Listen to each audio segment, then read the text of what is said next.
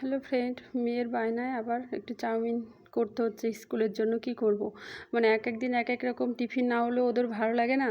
এদিকে স্কুলের বন্ধুদেরও দেখে এক এক রকম টিফিন, এদিকে বাধ্য হয়ে তখন চাউমিন পাস্তা আমাদের সকালের টিফিনে দিতে হয়।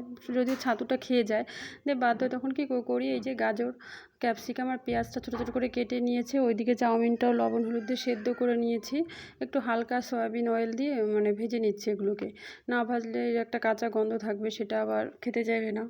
দিয়ে ভালো করে দেখুন ভেজে নিচ্ছি। কী করবো বলুন তো, এক একদিন এক এক মানে টিফিন একই রকম হলে ভালো লাগছে না, খাবো না এরকম বায়না।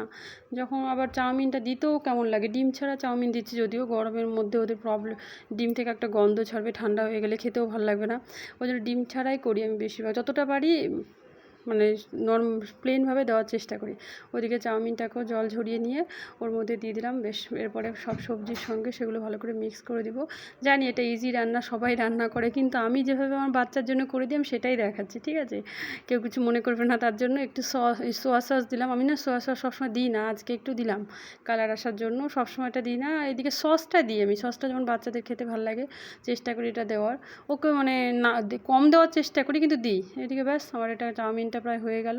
তারপরে নামিয়ে দিলাম, একটু শসা কেটে ওপর দিয়ে ছিটিয়ে দিলাম, আর একটু সসও দিয়ে দিলাম। সসটা আবার যতই রান্নাতে দিই তারপরে একটু কাঁচা দিলে ভালো লাগে খেতে। দিয়ে হয়ে গেল ব্যাস কমপ্লিট সকালের টিফিন ওর। সকালের টিফিন স্কুলে ছাতু খেয়ে যাচ্ছে, গিয়ে ওখানে একটা টিফিন করবে, 10টার দিকে খাবে, তো খুব একটা আনহেলদি না। Tata, bye bye.